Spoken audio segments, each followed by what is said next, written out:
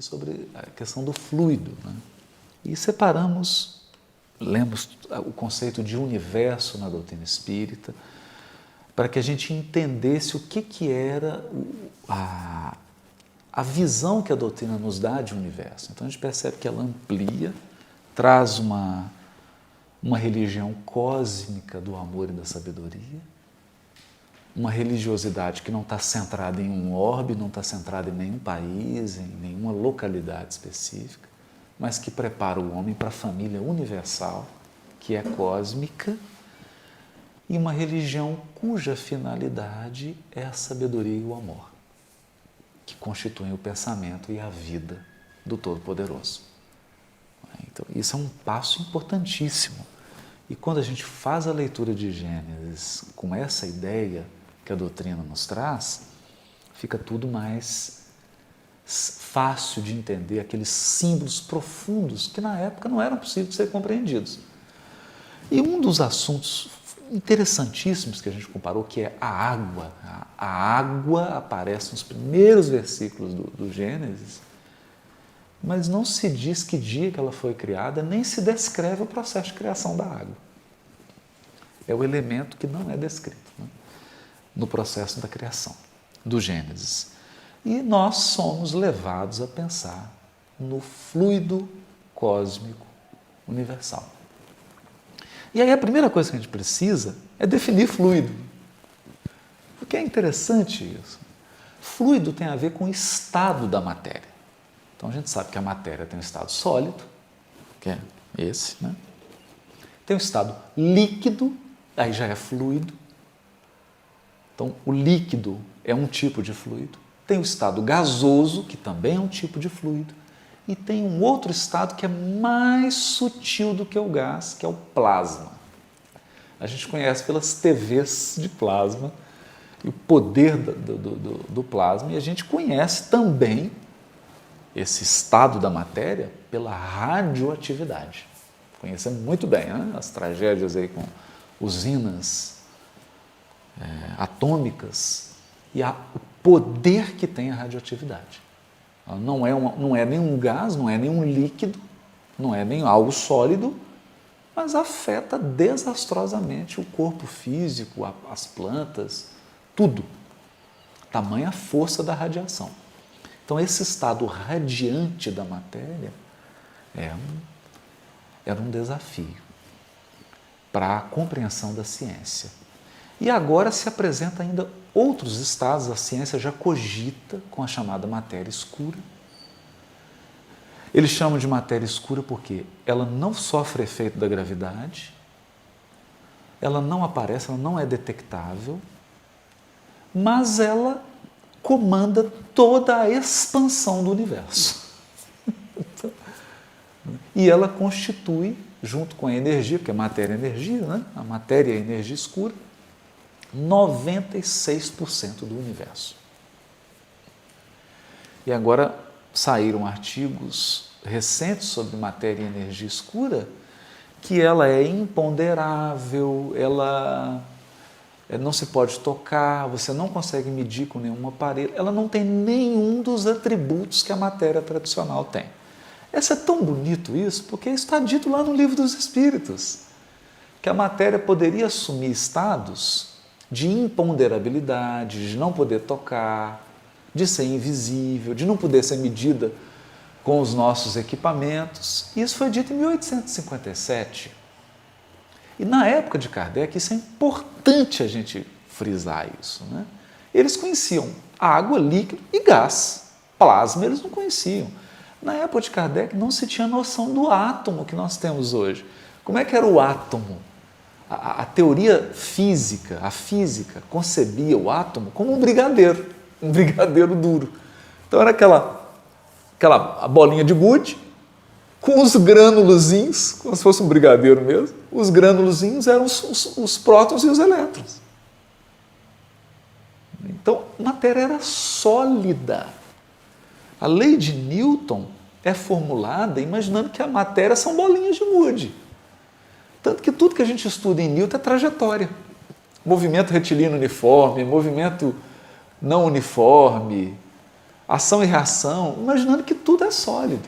Quando, início do século XX, a física quântica, através de Niels e Bohr, os dois grandes físicos, propõem um modelo atômico que é o modelo atômico hoje, que a gente lida com ele, e que verdade seja dita, o modelo Niels Bohr, que a gente aprende na faculdade, aprende na escola, na química, na física, ele é capaz de explicar com bastante propriedade o átomo de hidrogênio, mas ele não é capaz de explicar um átomo de urânio, por exemplo.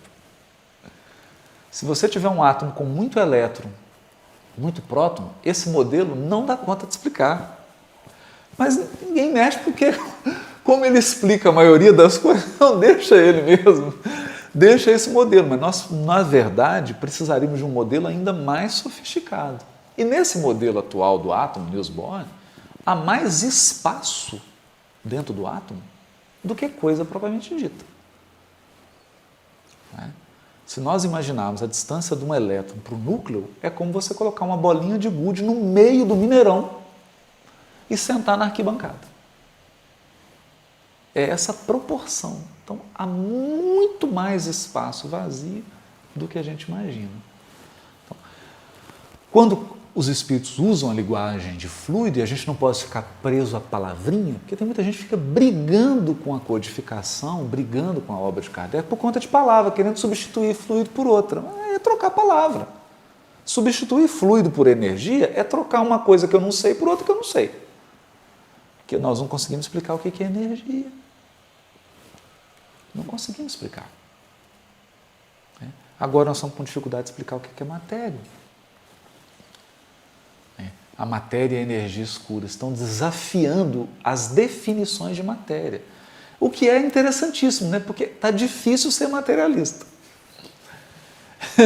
Porque não dá mais para definir matéria. Se eu sou materialista, o que é matéria? Bom, não sei. A ciência sabia. Matéria é o que você pode tocar, o que você pode ver, mas não é mais. Porque 96% da matéria e da energia do universo não preenche esses requisitos. Está difícil ser materialista. Não é? A matéria e a energia escura é um negócio tão místico que os místicos estão se sentindo tradicionais.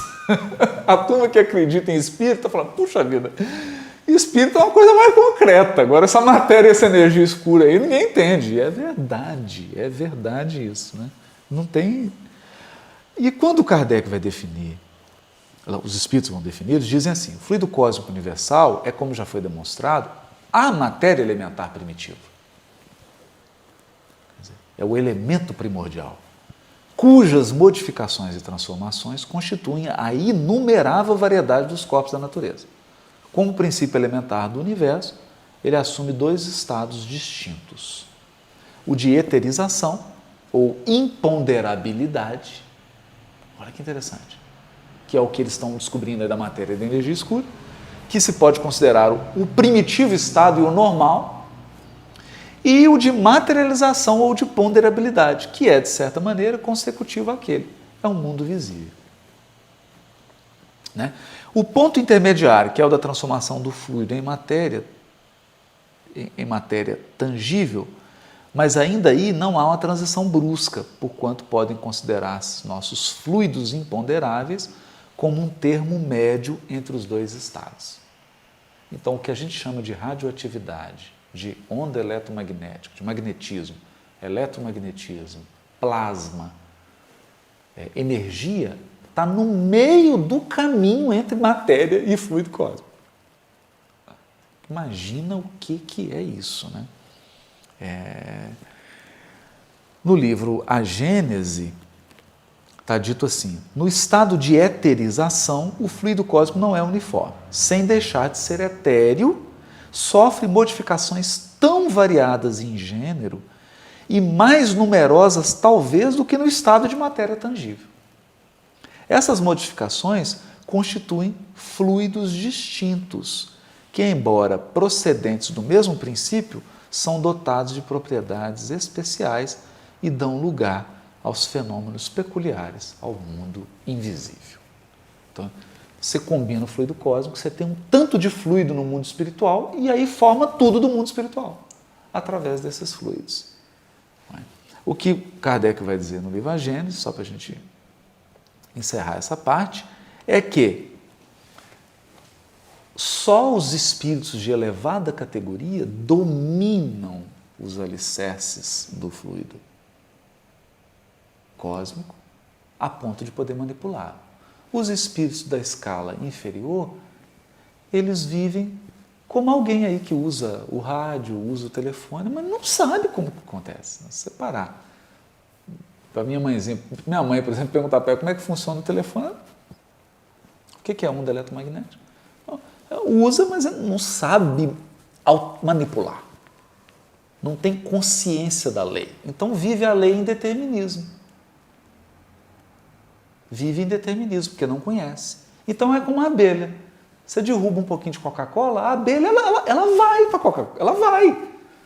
Se você derrubar o mel ou o açúcar, a abelha vai, porque ela vive aquele princípio em determinismo, ela não compreende o que está acontecendo. Os encarnados também, né? Vivem tudo, a atração magnética, a atração sexual. A lei vive em determinismo, porque não vive com consciência e com compreensão da lei. Então, os espíritos utilizam esses fluidos espirituais, vivem, sofrem efeito deles, a mente deles cria quadros e substâncias, mas ele não sabe qual que é o processo. Ele cria num sistema automático, como a abelhinha vai lá no açúcar, no mel, na Coca-Cola que derrubou. Ela simplesmente é atraída e aquilo é a coisa irresistível, ela sequer consegue resistir ao processo. Vive no mais absoluto determinismo. Ao passo que os espíritos puros não. Eles conhecem a lei, conhecem os princípios e, portanto, colocam a sua vontade a serviço desse conhecimento, dessa capacidade de manipular o fluido. Então, eles agem com consciência.